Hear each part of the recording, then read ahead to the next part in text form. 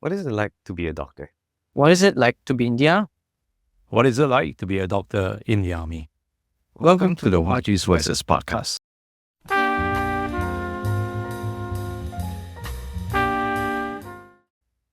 Hello and good day to all. I'm Wei Ting from IB1B. And I'm Mantra from IB1T. For this episode, we have a very distinguished guest.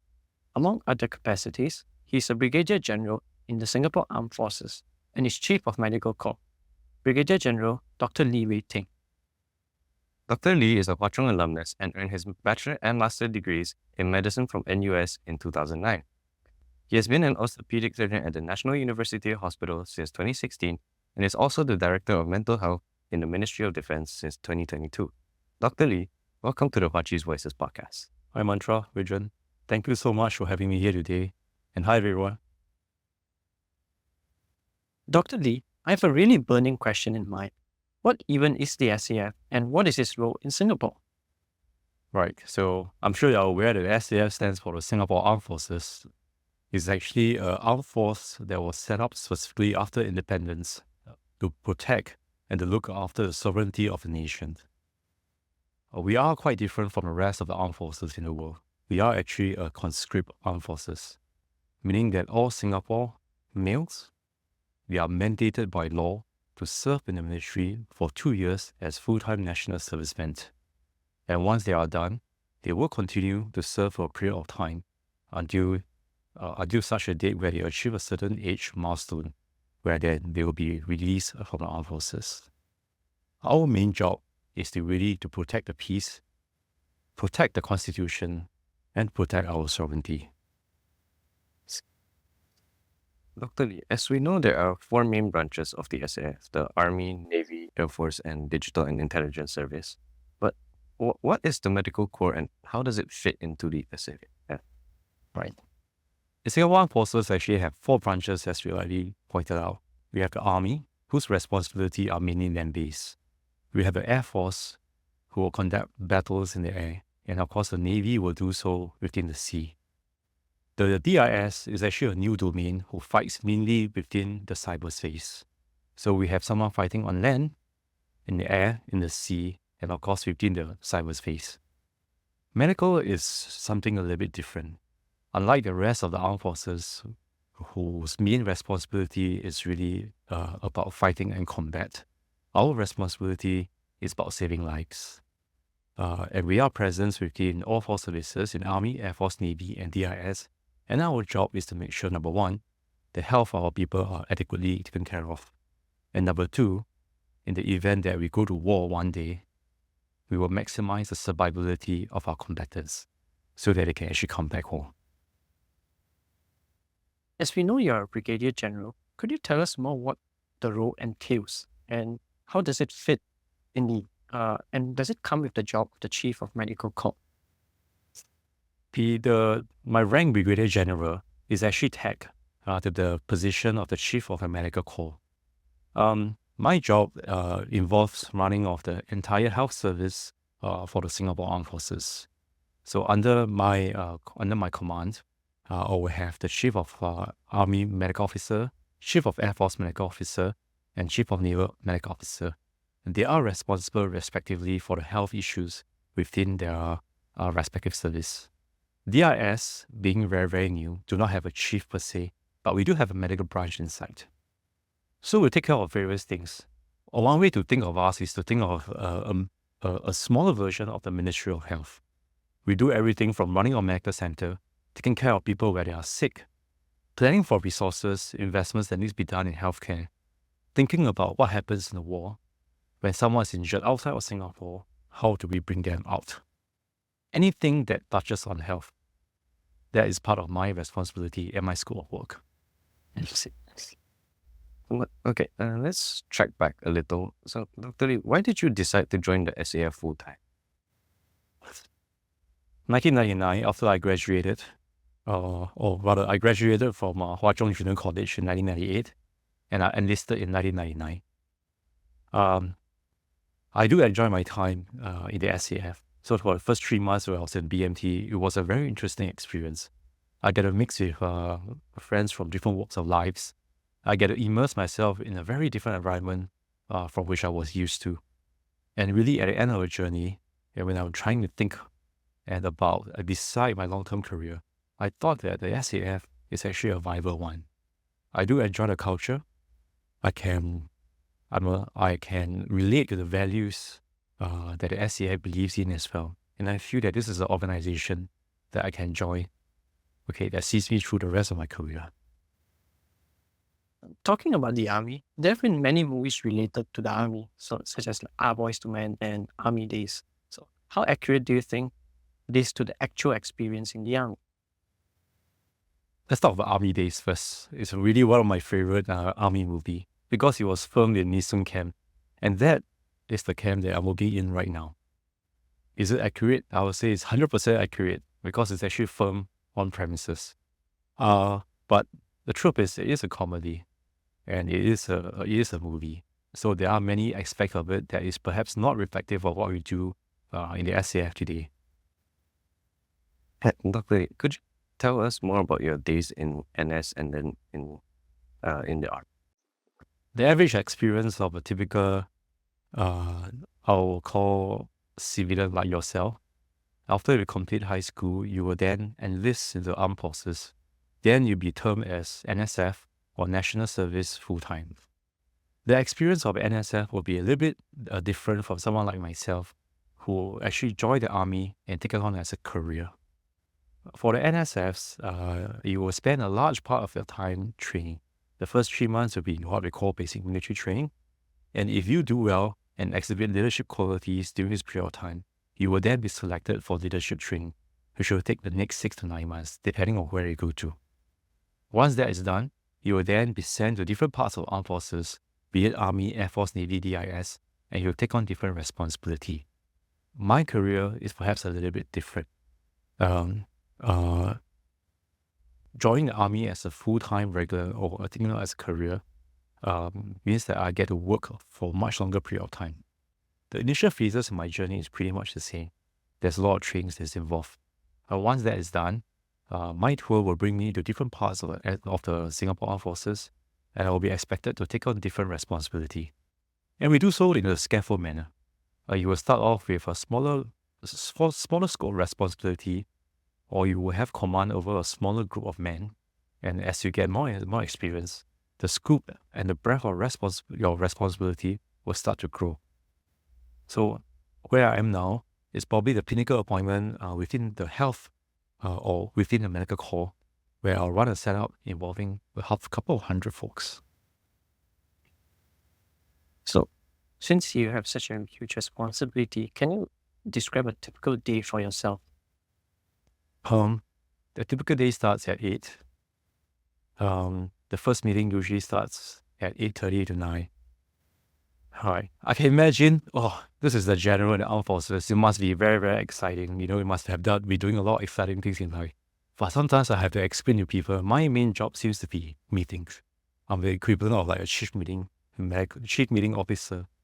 A lot of the job at the senior level involves coordination, meeting different group of people, understanding their problems, and how then do we best solve it. So the bulk of my time between 8 to 5 will be spent having meetings, and after hours will be spent having emails.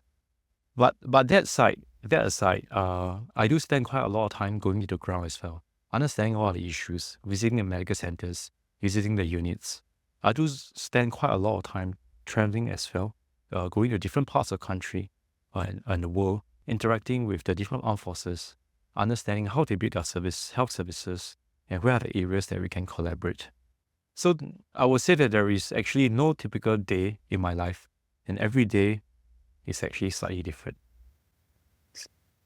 Let's go into a bit more serious type of questions for a moment.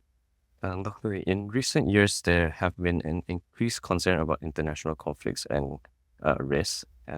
For example, there are like wars and conflicts in Eastern Europe and Middle East at the moment. So how has Singapore been affected by these international conflicts, and should we be worried? I grew up in the era where we take peace for granted. World War II ended in the 1940s. Of course, then Cold War ended in the 1980s. And between 1980s to the 2000s, you were really reaping the peace dividend. The world seems to be very, very peaceful. I think the situations over the last few years have shown us that how unpredictable the geopolitical situation can be. The Minister of Defense, in his Committee of Supply speech this year, actually mentioned that the risk of conflict today is actually non-zero. Am I worried? I have to say that I'm extremely worried. We are seeing pockets of wars happening throughout the world. We are seeing one in Europe right now between Russia and Ukraine. We are seeing a rapidly evolving situation in the Middle East between Israel and Palestinian, and between Israel and Lebanon currently. And of course, there's always a risk of war spreading to the rest of the Middle East involving Iran and other countries. And it is not impossible that the conflicts start to spread beyond the European theater as well as the Middle East. If you come a little bit closer to home, if you look at what's happening within the Southeast Asia as well, you will see pockets of flashpoints happening within the South China Sea. There's territorial dispute between China and the rest of the claimant states in the South China Sea. And if you have read the papers over the last few months, there will be pockets of, I would say, minor interactions and minor conflicts between countries like China as well as Philippines. I don't think we can take peace for granted. The world that we know as it is today, that we are able to go about our business, that we have confidence that the world will remain peaceful, the country will remain peaceful. It's not something that we can take for granted and assume will continue moving ahead. I think in this regard, it's extremely important that Singapore has the ability to protect ourselves. If you look at the World War II history, Singapore fell very, very rapidly. This is what happens when we actually relied on others for our own defense. I think arising from World War II and our experience from it, our founding fathers has been very, very clear that we must rely on no one but ourselves for our own protection and our own defense. And this is why we have the armed forces. It takes many years for us to grow armed forces. It takes many years for us to get to where we are today. And in this world, when conflict is becoming increasingly more and more common, when the geopolitical situations become very uncertain, I think the security of Singapore becomes even more important. So, how has the SAF been protecting Singapore from these potential external threats? Singapore Armed Forces' job, if you look at our mission, is to serve, number one, as a deterrence, such that no one will have wrong ideas about what they can do to Singapore. No one will think that they will be able to invade us and take us for granted. And number two, in the day that we have to go to war, it will be a swift and a decisive victory. And we have spent quite a lot of time building up our capabilities and honing our combat abilities, and which is why we have to date built a modern as well as a capable armed forces. I'm actually quite proud to say that we are a conscript force that is very lethal, very capable, and very capable of taking care of Singapore and protecting Singapore. Dr. Lin, there is a notion relating to officers in the SAF known as paper generals. Many netizens believe that such officers are awarded a government scholarship and given the responsibility to lead us into war, should it arise, but yet they are not fully prepared.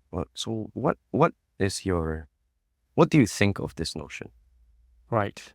So the concept of paper general is that you have someone that was awarded a scholarship, and they join the service or the rest of government agencies, and they rapidly rise up through the ranks. I would say that is perhaps an overly simplistic way of viewing it. You are right that as scholars, that comes with certain expectations, and individuals like this are under more pressure to succeed.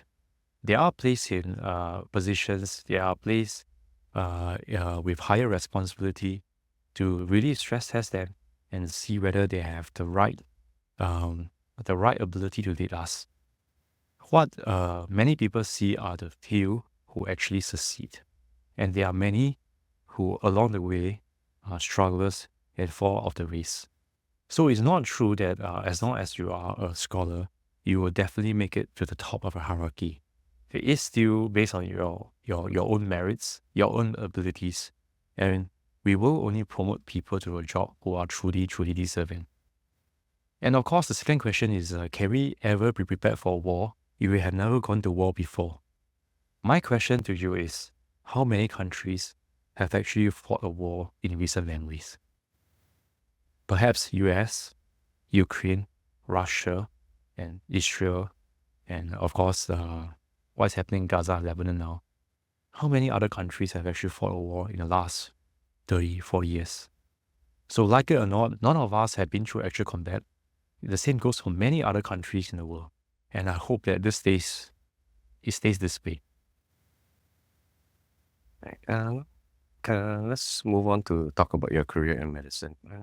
Why did you want to join medicine in the first place? I have to admit, I never grew up thinking I will be doing medicine. In fact, when I was going through Chinese High, I had a lot of interest in computing, and I've always thought that I would end up doing computing science instead. When I joined Hwa Chong JC, I decided to take on triple science because I thought this is something that's a little bit different. It will be quite interesting.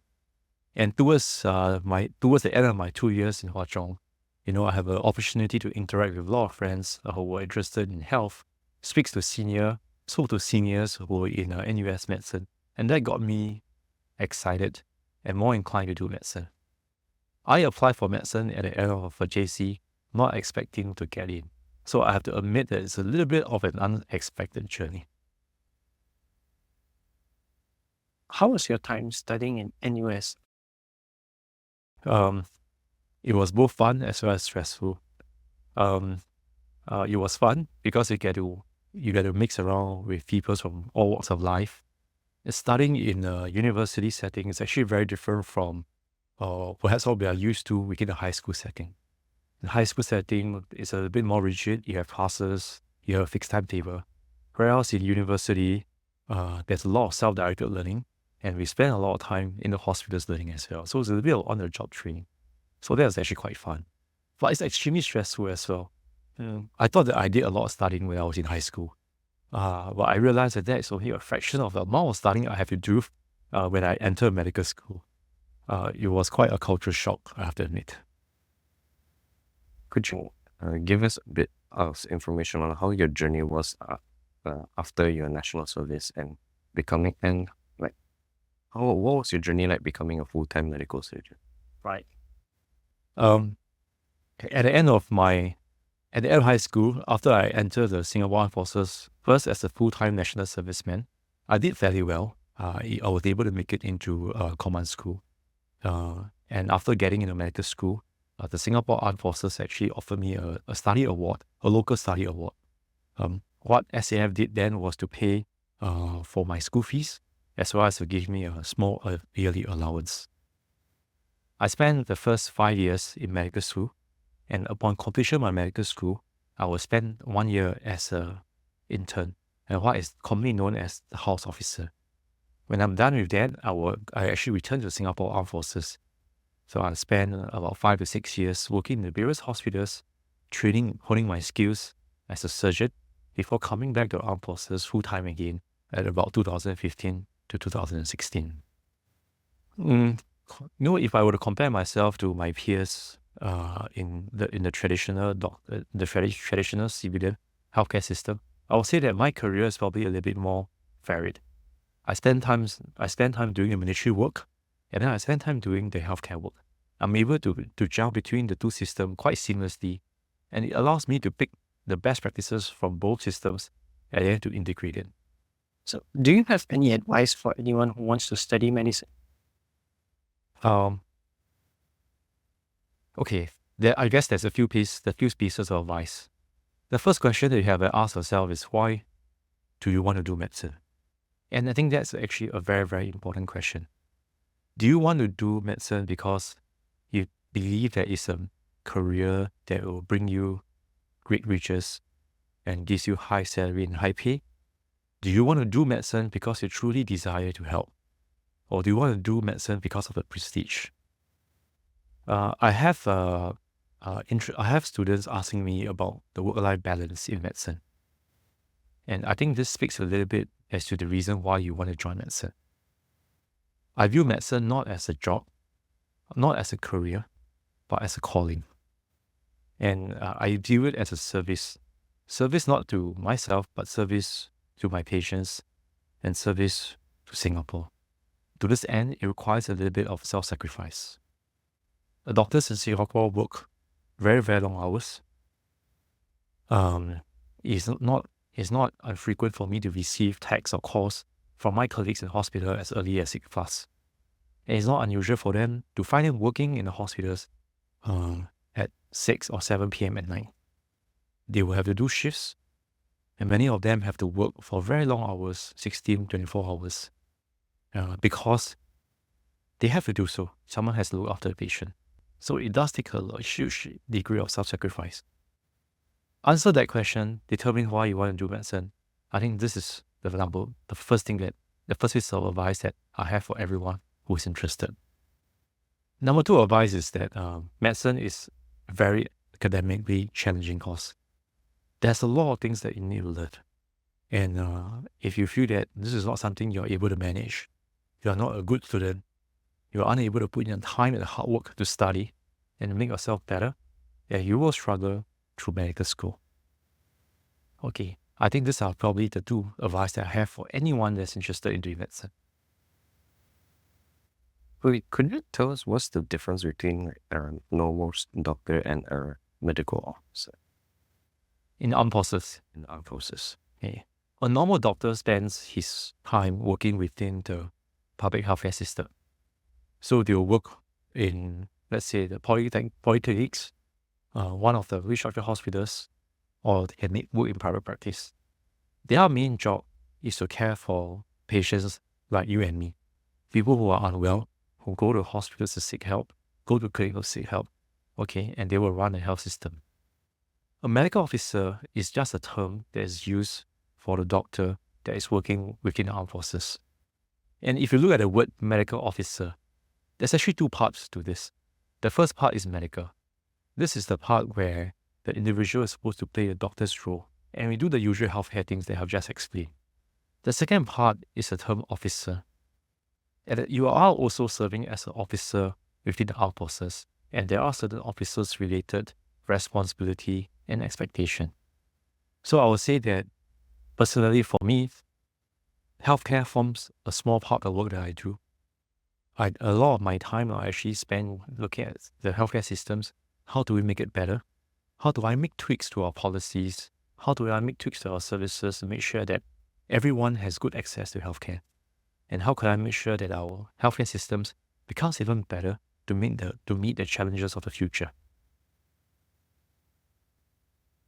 Could you share some interesting experiences from your time as a medical officer in the SAF or even as a medical surgeon in NUH? Like, what is your most interesting case you've ever faced as a medical surgeon? All right. Surgeons tend to have a type A personality. We crave actions. We like adrenaline rush. I would say that my time as a surgeon in NUH has been very, very exciting. I have the opportunity to care for a lot of very, very bad trauma cases. Individuals who suffer bad accidents before they come to hospitals and are severely injured. I get to work with the team to care for them. And I would say that the happiest moment is when I see them get well and walk out of hospitals. Of course, I can share with you a lot of the gory details that happens within the operating theatre, but that may not be suitable for the general audience. My experience in the Singapore Armed Forces is slightly different. I get a lot of joy from putting together very complex operations and putting it through. I would say one of my most defining experience was being involved in the Youth Olympic Games. I think that was in 2010. Yeah, 2010.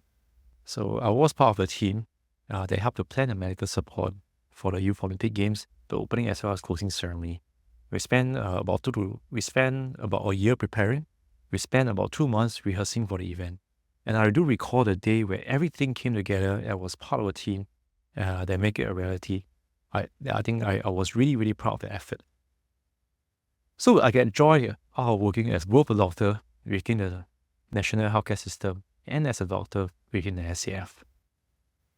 How is it like to in the operation theatre? Like in the movies or EC, like really stressful, and do you have any could you share about your feelings during or emotions when in the operation theatre? You watch all of these medical shows, right? And you have the surgeon sweating and the nurse coming out the side, taking a piece of tissue, wiping his brows. And the surgeon will be very, very angry, throwing the instruments, shouting, "What's happening? Everybody come together." I can assure you, that's all fake. Operation, or what happens in the operating theatre, is probably a lot more controlled. It is quite exciting, but you will see action at times. But most of the times, it's a lot more controlled, where things unfold according to plans. Of course, unexpected things do happen. Patients, unfortunately, especially a sick one, can die during operations as well. But I would say that these are probably not the norm. Now let's move on to the topic of general health. So, Dr. Lim, we found out that since 2022, you have been given another role as the Director of Mental Health. Physical health is often tangible and has known solutions, but mental health is something hard to detect and deal with. So how does the SAF ensure mental well-being, especially amongst their serving of officers? Before I answer that question, if you really look at the general mental health trends within Singapore and within the world in general, I would say that the mental health trend has actually deteriorated quite badly ever since COVID. If you look at data across the world, more and more youth are reporting that they have mental health issues. The suicide rate in Singapore and the rest of the world have been going up until this year, where the suicide rate in Singapore has dropped. So like it or not, the overall mental health situation within our population has worsened. The Singapore Armed Forces is a microcosm of a society. All Singaporean males and eligible PR will go into the armed force. And we cannot pick and choose. We've taken everyone. So whatever the mental health situation we have out in the civilian world, we will see the same thing in the SAF as well. So this is what we are seeing. The SAF has always laid a lot of emphasis on mental health. We have a psychological care center, PCC, where we have a team of psychiatrists, psychologists, full-time folks that looks after the mental health needs of our soldiers, people who are not well. Or we have defense psychologists, we have counselors that deploy closer to the ground to help our soldiers to deal with their day-to-day issues. We feel that is not enough, which is why in 2022, we decided to centralize all these different healthcare workers into one single agency known as the Mental Health Office. And that is where I am at right now. We do not stigmatize against people with mental health. I think this is really very, very important and something I need to share. That is at the organization level. And of course, at the execution level, we have to increase the amount of resources that we have as well. More counselors, more psychologists, more doctors that's able to take on this additional load of people with mental health issues. But at the end of the day, you are absolutely right. It's unlike physical health. When you have a fever, I will put in a thermometer and I know you have a fever. You have an infection, I can do a blood test and I know you have an infection. There is no way I will know if that you have a mental health issue and mental health problems if you do not share. And this remains our key challenge. How can we encourage people to step forward and tell us that they need help? What motivated you to pursue mental health in the first place? I felt very strongly that we must not view health purely through the lens of the physical aspect. I think health must be viewed holistically, both from the physical as well as the mental health domains. It's really with this philosophy in mind that I began to pay a lot more attention to mental health. You can be physically fit, mentally unwell, and you will not be able to function optimally. And of course, the converse is true as well. You can be mentally well but physically ill, and you will not be able to contribute optimally. At the end of the day, It's about making sure that the individual can function and live their life optimally. What advice would you like to give students or the youths in general regarding mental health and how they can remain physically and mentally healthy? Eat well, sleep well, have plenty of rest, and exercise regularly. If you feel that you're having challenges that overwhelms you at times, don't keep it to yourself. I think that there are many of us out there who cares. Your teacher cares, your peers cares, and we will be able to help you. There is no need for you to go through the struggle on your own. And let us walk this journey together with you. That's very reassuring to Dr. Lee, during COVID-19, the entire SAF was experienced significant impacts. As a surgeon and chief of medical corps, could you tell us more about your experience during that time? Right. COVID-19 did not affect only the SAF. I would say COVID-19 affected the whole of Singapore and affected the whole world. The whole Singapore came to a standstill because of COVID-19. I would say that Singapore actually dealt with COVID-19 relatively well. And the reason why we succeed is not because we have the brightest mind, it's not because we have the access to the best technology, it's not because we were wealthy. We succeed because of our people. We succeed because organizations across the whole nations, including SAF, came together and support the nations. We were able to work very closely with the other government agencies. We were able to work very closely with the community. And then through that, we were able to overcome the challenges. The SAF was actually mobilized to assist the government on several fronts. During the earlier stages of COVID-19, we helped with contact tracing. Our logistics friends were rapidly mobilized, and we were involved in operations such as mask packing, as well as distribution. Personally, for me, I will say that it has been quite an honor to have the opportunity to witness firsthand how Singapore tackled a crisis like this, and how different groups of people coming together set aside their differences with a single focus of helping us get through this crisis. It was very, very inspiring to sit down and see people from all walks of life coming together and talk through the problem. And I had a front row sit in many of these conversations. It was very stressful. It was very, very tiring. But I walk away from the whole experience very heartened that if we remain like this, Singapore will remain strong and prosperous, not only for the next 25, but for the next 50, 75, or even 100 years. Dr. Lee, we'd like to track back to your time in Hwa Chong itself. So, how did you join the Board of Trustees here in Hwa Chong? The board chairman actually approached me towards the end of last year. I think that she has very grand visions and great ideas on how he can bring the entire Hwa Chong community to greater heights.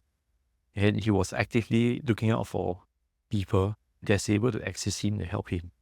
So I sat down with Nancy, I sat down with Chee Kiong, I sat down with Vincent to have a discussion on how best I can contribute. I thought that the Board of Trustees was a good place to start.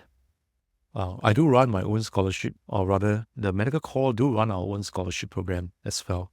And there is a lot of similarity in the work that we do. And I feel that this is an area that I'll be able to contribute effectively. Talking about it, what is the role of the Board of Trustees and what does the role entail? The Board of Trustees, in a way, is to govern the way our scholarship programs are being run. So within Hwa Chong International, we do have several types of bursaries as well as a scholarship designed for students of all walks of life and at different phases of the education program. Our job is to make sure that people who comes in achieve a certain level of achievements and standards. And our job is to make sure that whatever money that we have set aside to support this scholarship program meets its intent. So before we bring an end to this podcast, do you have any last words for the audience? Yes. I just want to reiterate and want to thank the team for bringing me here today. My experience in Hwa Chong has been really, really positive. Having stepped into this school, having known a lot of people, I think we are all bonded by a shared value. And I would say that Hwa Chong students are brought up within this environment that really grooms you into the leaders of tomorrow. And I just want to encourage all of you to continue to do the best. And I'm very confident that you will succeed in whatever endeavors that you pursue once you've stepped out of Hwa Chong. So good luck, and I just want to wish you the very, very best on your subsequent journeys. Thank you, Dr. Lee, for your time. This was truly a very insightful conversation for all of us. Yes, thank you for taking your time to come to the podcast, Dr. Lee. We are your hosts, Wei Ting. And Mantra, and we hope you all enjoyed the HwaChies Voices podcast. Till next time, peace.